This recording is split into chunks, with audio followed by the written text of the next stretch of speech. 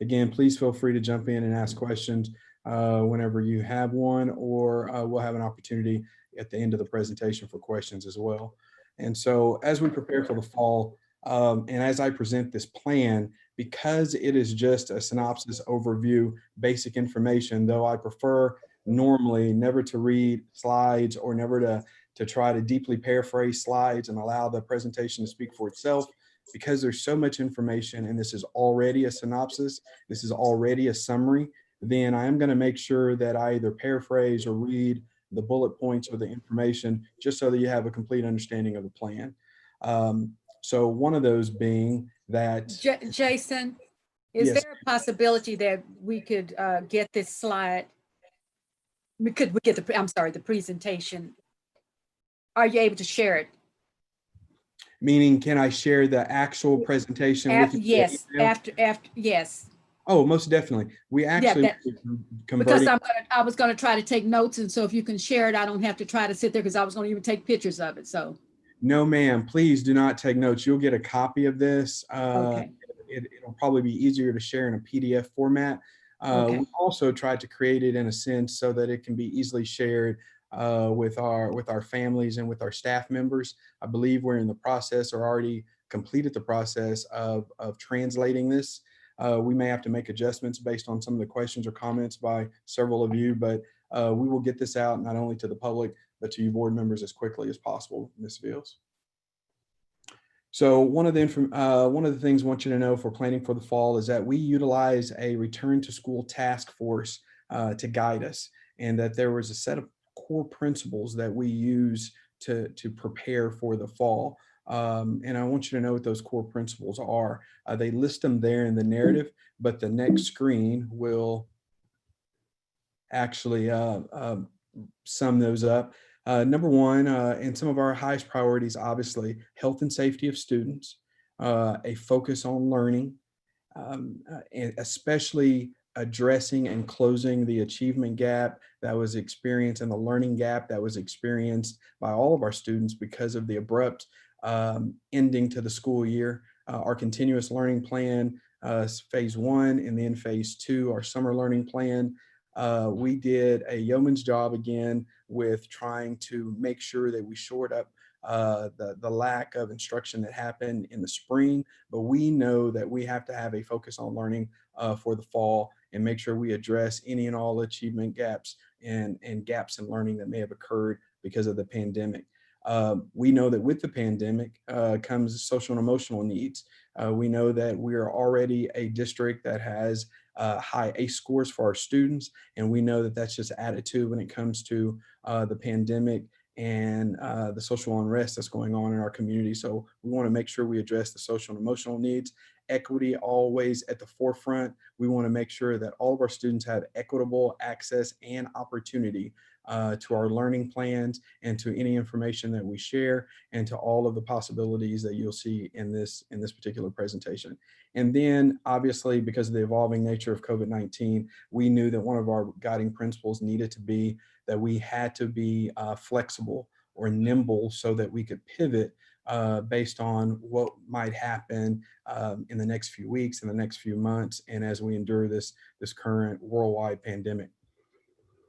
So in doing so, and this is, I believe, the information that most people are waiting for, in hoping for the best, preparing for the worst, we are preparing to return to school in a traditional format. We are hoping that individuals continue to abide by the CDC guidelines and regulations. We are hopeful that our students will be able to return. So we have put our energy and efforts into returning to a traditional format in the school starting on August 10th. Now, knowing that even with great improvement from this moment on, that not all parents and families will feel comfortable returning to a traditional setting. So for our third grade through our 12th grades, Oklahoma City Public School will offer a virtual learning option. Now, this particular virtual learning option will be 100% online. We're going to talk about a new investment in our technology and our technology infrastructure in a moment, but I want you to know that for third grade through 12th grade, the virtual option is 100% online. And that's something that our parents and families had told us they wanted via our survey following our continuous learning plan from the spring. Now Yeah. that begs the question, I'm sorry, go ahead. Uh, So when you say 100% online instruction, when we closed originally, we didn't come back from spring break. We had kind of virtual learning because we picked these packets up and you could click on things, but there was really no teacher attached to that. In the summer, when we had summer school, there were more face-to-face with the teachers during their virtual learning experience in the summer school. So where are we at when we say 100% online? Is that literally just the family picking it up and then doing all the work with them? Or are we going to have teachers who are dedicated to the online instruction?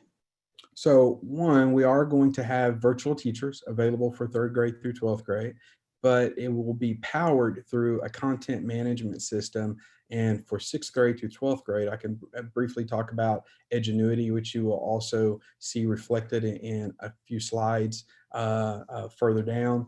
But we have a content management system that is interactive for the student. So the student can get on and while it's a self-paced learning, and the student can do work, can practice, can take assessments, can take quizzes, can relearn, go back and get activities and do additional assignments. It still will be with the assistance and guidance of a virtual teacher. But when we say 100% online instruction, it means that there's a content management system, especially for 6th grade through 12th grade, that's a package or a one-stop shop, in the sense that a person can move faster if they're self-paced, a person can go slower and do review. Again, and we still will have a teacher, a virtual teacher assigned to those students who will help guide that 100% online instruction. What about the kindergarten through 2nd grade? So thank you, Mr. Henry. That begs the question of pre-K through 2nd grade. So again, going back to our guiding principles, you'll have to remember that not only do we have a focus on learning, but we also have a focus on equity and meeting the needs of our students. We know that there will be some parents who will not feel comfortable sending their pre-K through 2nd grader back to school. And so there will be a remote learning option for those parents and those families. However, we have not settled on an online tool that we feel comfortable with adequately educating in that self-paced system our pre-K through 2nd graders. We feel, and it is our belief, going back to our core principles, that for every grade, the best education and the best instruction is provided direct and face-to-face. And with particular populations being pre-K through 2nd, special education, and those who already are needing to catch up instructionally, that direct instruction is the best instruction. So it was hard for us to recommend for our plan to the fall and give as just an open-ended option for pre-K through 2nd, 100% online. There will be a remote option for parents who don't feel comfortable, but it will not be similar to the other grades where it's 100% online instruction. And even though it's guided by a teacher, there's a lot of self-paced and content management. We feel like we have to keep a little more hands-on because we prefer all of our pre-K through 2nd kids to actually be on site. Knowing that's not going to happen, we're in the process of developing exactly what remote instruction looks like for that group. We just feel like that's a special population. And that's similar to decisions made around the state and around the country. It is hard to truly give an online option to pre-K through 2nd just because of the early informative years and their developing reading and their learning habits. So that's why you don't see pre-K through 2nd there. I'm sorry. I would assume also you said attention span, and so I didn't get the last part about I had to step out for a minute actually, but the attention span, I know that's pretty hard for pre-K through 2nd grade, but you're saying that there will be an option, but it's going to be a remote option. And so I'm assuming that remote option is going to have some type of special considerations for social distancing, or what do you mean exactly by a remote option? When we say remote option, we mean in contrast to school or brick and mortar school. So they will learn, most or all of their learning will be remotely. And so when we use the word virtual is obviously remote, but it also means 100% online. We're just going to have a little more touch and a little more interaction with our pre-K through second kids. I could give you there's a long list of reasons and reasons for the recommendation from our early childhood team. It was just hard for them to recommend a full virtual option for pre-K through second. And so they're still working on exactly what that would look like for parents of pre-K through second kids. We, again, still believe direct instruction is the best instruction. So they're working on how they give the best education to those kids whose parents happen to want that option of them staying at home and learning remotely. I would assume that parental involvement would probably be more critical for the pre-K through the second grade versus the third grade. Is that?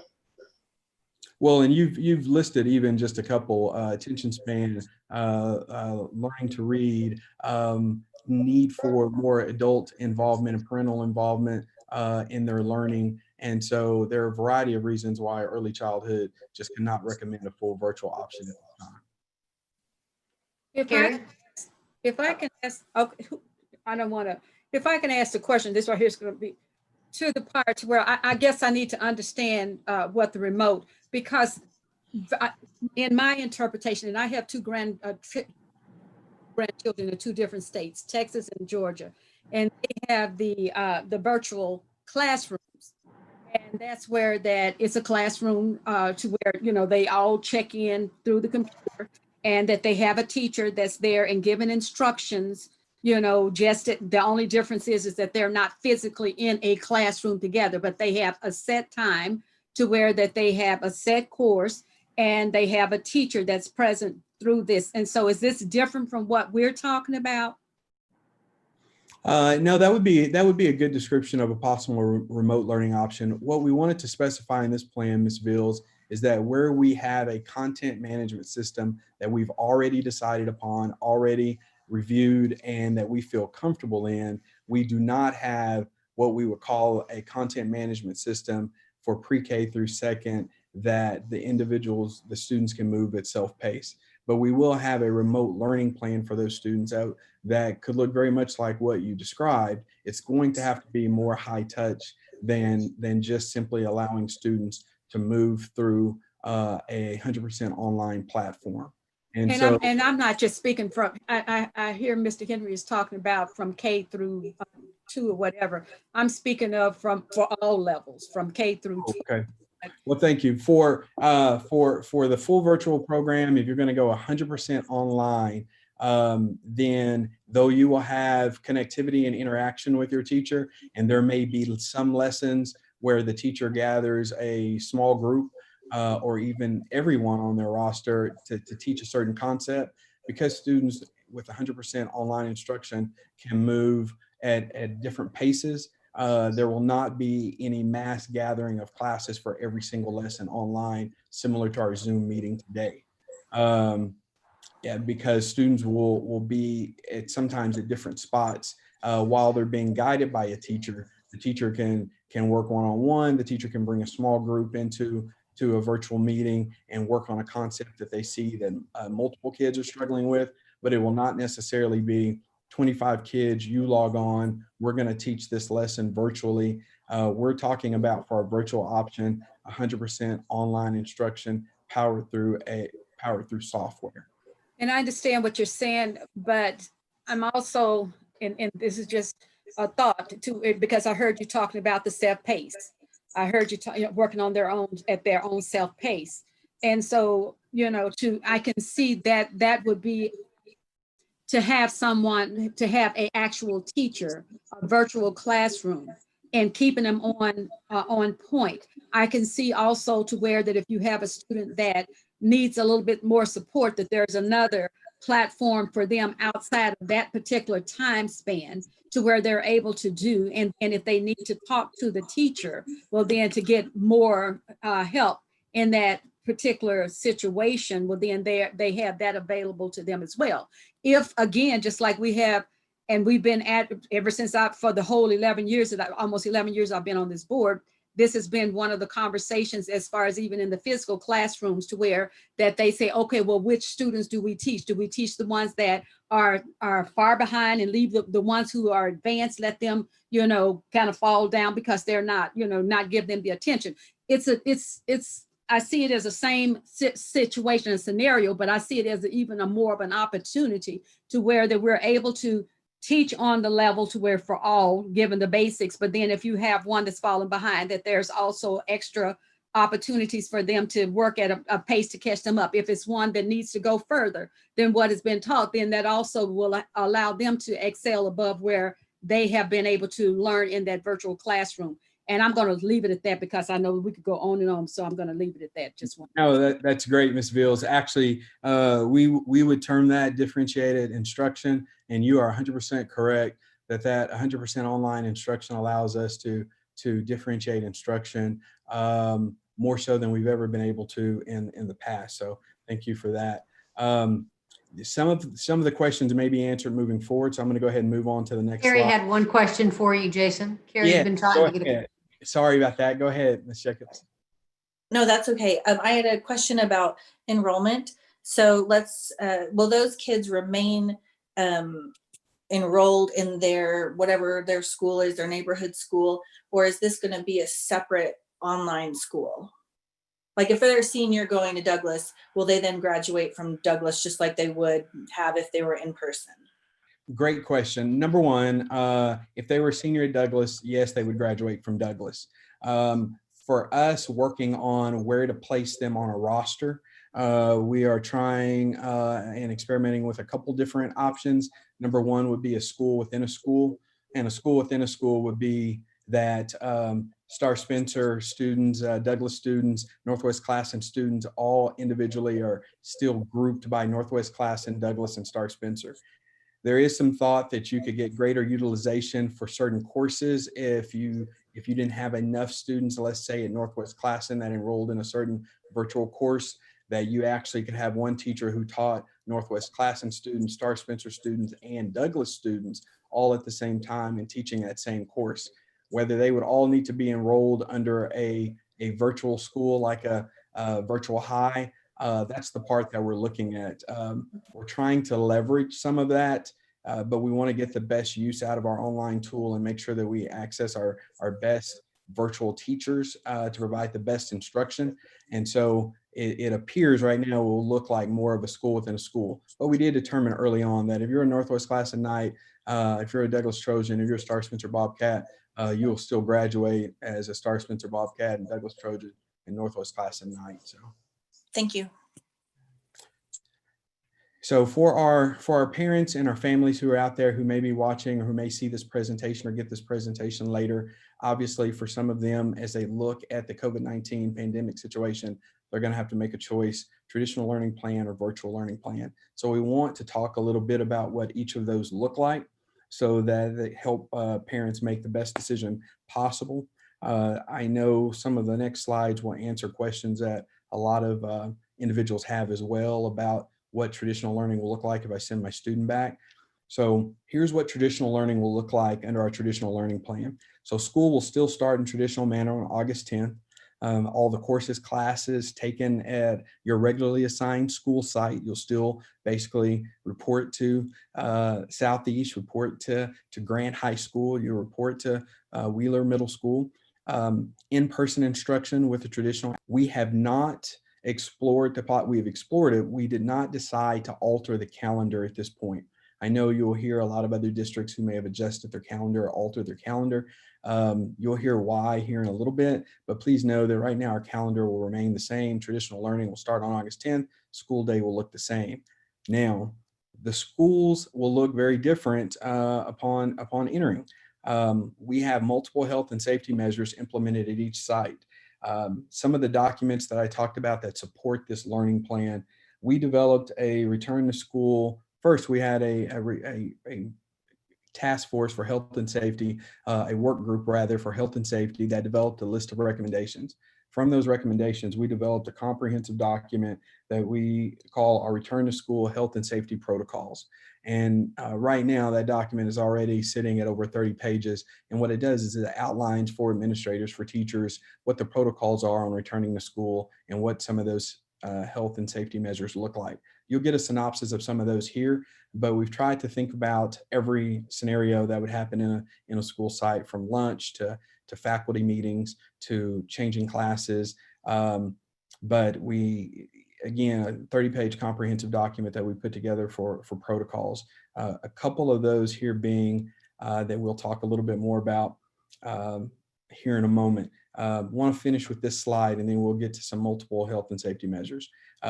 So under the traditional learning plan, all students will be issued devices.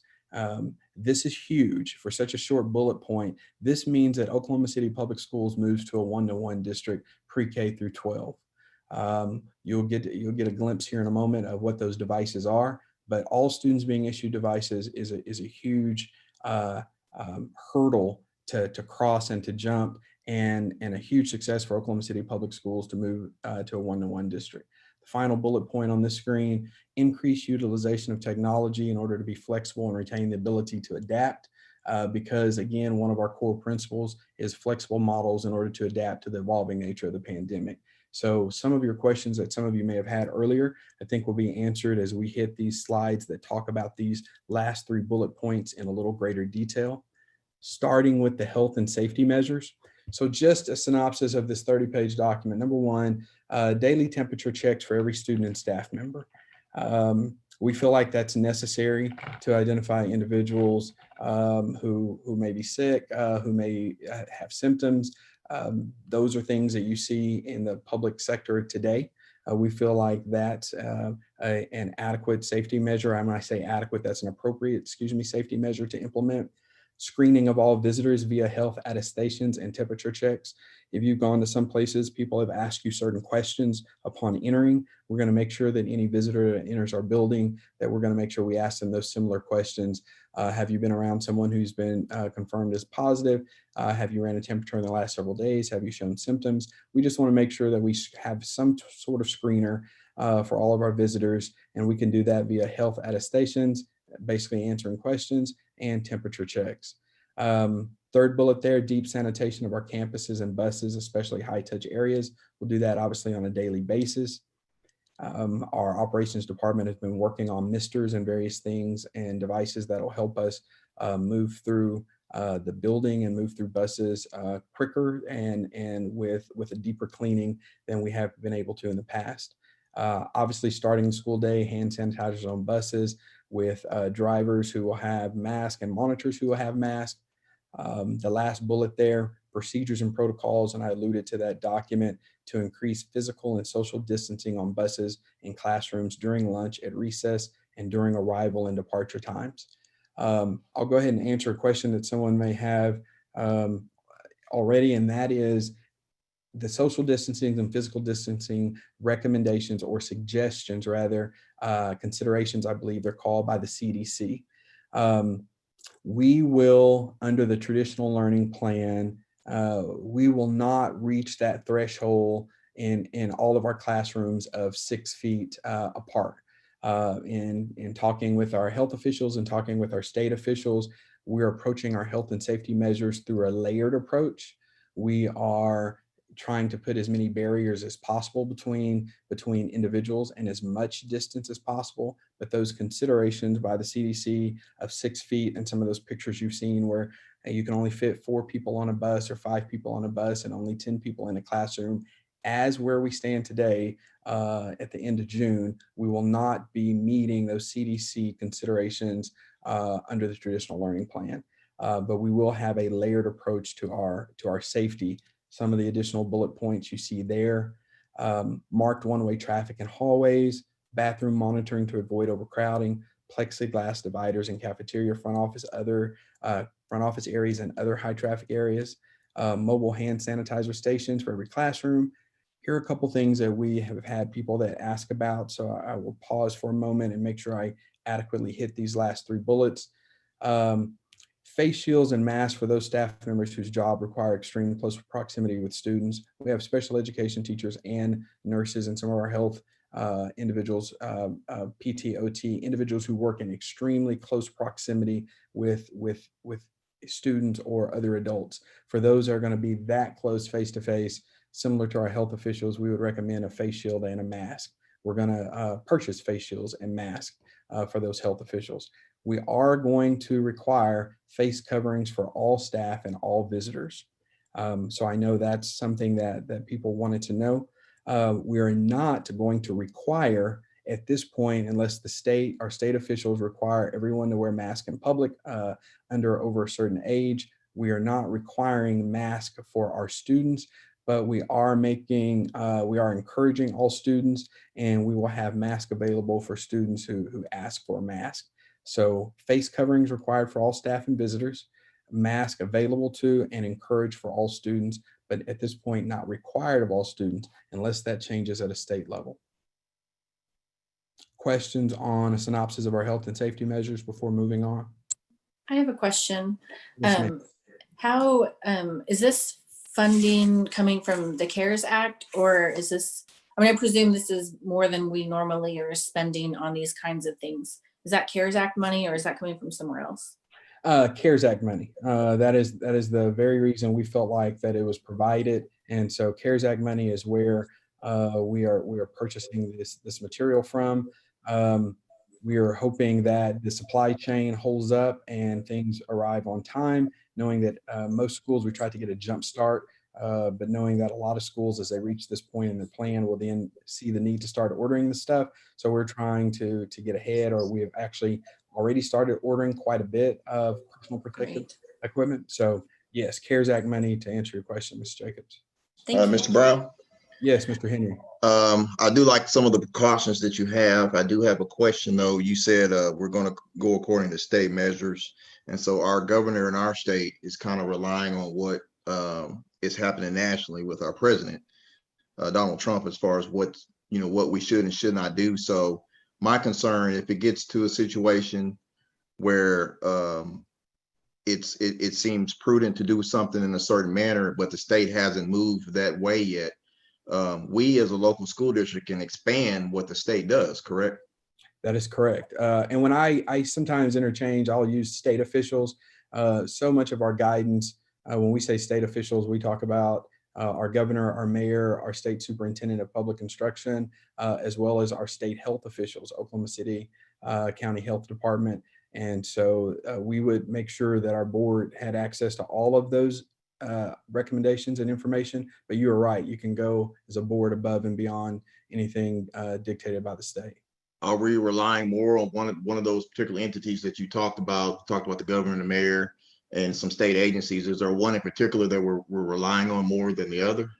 We have a wonderful director of health services, Ms. Anika Wilson, who stays in constant contact with not only our state elected officials, but specifically our state health officials. So from our Oklahoma City County Health, and in also taking recommendations from CDC and the National Institute of Health, we feel like she is our point of contact and our liaison to our state health officials. So Oklahoma City County Health, as well as things that are passed down from a national level at CDC and National Institute of Health, are where we are getting most of our recommendations from to make our plan. And my last question, as far as the masks for the students and maybe even the staff, are those disposable or cloth? A combination of both. Recently reviewed today a plan from OU on what they're providing for their staff, and they're providing a combination of masks. So you really so often people talk about just the disposable mask. Obviously, you have the washable mask, you have disposable mask, and you have a face shield. And so we want to make sure that while we require a face covering, that our staff can choose the one that's most appropriate for them. So we're talking about a combination of those purchasing a combination of those PPE devices. What about the student? Are they going to be provided with a washable, or would it be disposable? for the most part, masks are made available to students since we're not requiring those. Those will, I would say, on most part, be disposable in a sense of when a student asks for one, if they forgot one or they feel a need for one, because we feel like that's probably a little more nimble, that they can just dispose of that mask. And so I would imagine, but if that it would be disposable. I don't want to put that in concrete, because if we have another opportunity to buy masks to give to kids that they could then wash, I'm sure we'd take advantage of that. But I would imagine that we can stay most nimble by giving disposable masks. Thank you. I had one other question. I'm sorry. No, Um, go ahead, Carrie. So what's the reasoning for not requiring masks of students? I have, I mean, I understand why little ones, why that would be a challenge, but for secondary students and middle school students, is there a concern that there could be a split?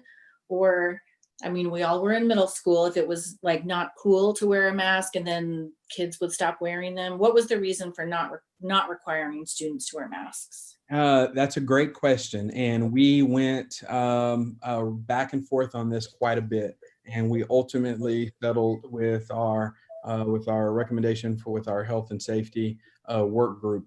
But honestly, requiring students masks presents a variety of issues. Number one, students are required to be there, whereas employees are employed to be there. So to have a student who's required to be at school and then make them wear a mask, we thought was different level than asking or requiring an employee who's a paid employee and chooses to be there to wear a mask. The other item is that for students who did not wear a mask, or who put their mask down or didn't have one day, we didn't want to create a situation where we turned not having a mask into a discipline issue and interaction between an adult and a student. We didn't want to increase, and it is it's such a harsh word, but the synonym that I'm thinking of is we didn't want to turn that into the criminalization, for lack of a better term, of not having a mask on, because what are the consequences for students? That would be discipline. So we're going to Right. address not having a mask by disciplining you, and that was too big of a leap. But because of the safety factor, we debated that long and hard. If again the city or state or this board, even as a governing body, decides that we need to require that for students, obviously we can pivot and do that. But it was not the recommendation of the work group, and so it wasn't the recommendation as part of this plan. So I do understand those. I mean, it's just, I understand that those are all critical issues, and you never want, I mean, you don't want to turn a kid away from school or make them go home or something like that because they don't have a mask or they forgot it or something like that. But I wonder, and I would hope that that you all would monitor mask use among students, and see, if we get maybe a month into school and no kids are wearing masks, it might be something to revisit just for their own safety. So I understand the pros and cons and the difficulties, but it might just be something, I think, to revisit once school starts, to see, for students' own safety, for their families, for staff, just something to keep an eye on maybe. Most definitely. And please know that obviously, even on an hour by hour basis and day by day basis, you see in the news where either different communities or organizations are moving to requiring. So that's something that we trust me, we try to, and we're going to order some more, but we wanted to have as much available. And so that's one of those that we will need, if we have to pivot, we'll be ready to pivot. So thank you for that. I have